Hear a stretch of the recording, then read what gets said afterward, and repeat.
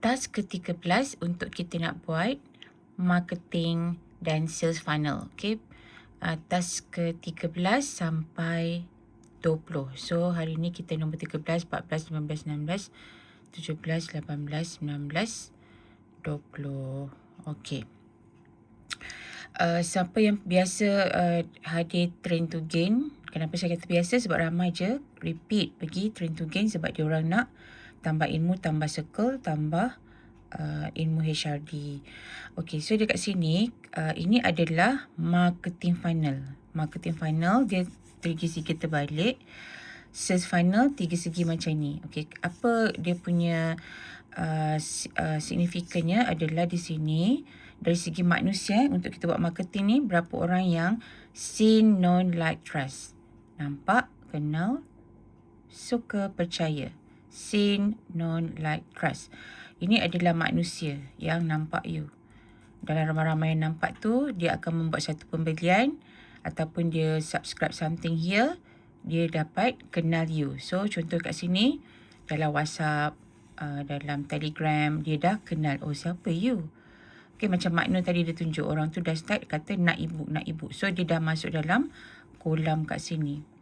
Lepas dia dah kenal kita, dia akan jatuh suka. Jatuh suka di mana dia dah nak dapatkan solusi yang you sediakan. Okay, sebelum dia jadi trust. Sebenarnya setiap level ni boleh ada pembelian. Itulah berlaku dekat sales kat sini.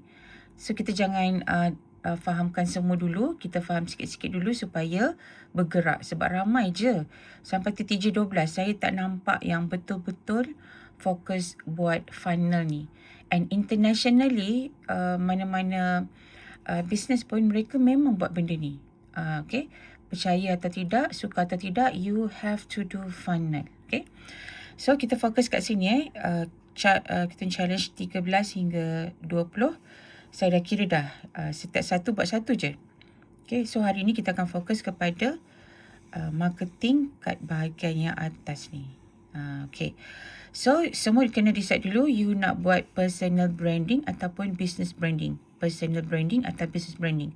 Dua-dua ni akan ada funnel berbeza. Contoh macam saya, personal branding saya sebagai Kak Yan, mentor kepada trainer-preneur, dan business branding adalah untuk Leading Quantum sebagai training provider. So you have different set of funnel.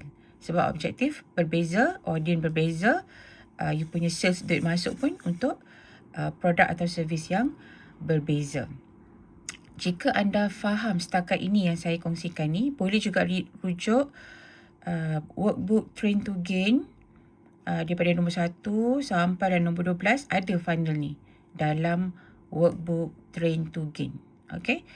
Hari ni, siapa yang dah tengok video ni dan bagi saya love warna hijau, love warna hijau, saya akan terus bagi you. Saya akan tanya you nak PB ke BB. Saya akan terus bagi you task yang pertama ni untuk you nak buat apa for marketing. Marketing funnel, duit keluar. Marketing funnel, duit keluar. You invest for marketing to make people see, known, like, trust you. And sales funnel, duit masuk. So, kalau kita task ke-13, 14, 15, 16, task ke-17 ni, saya dah expect ada duit masuk untuk you punya funnel, sales funnel. Okay.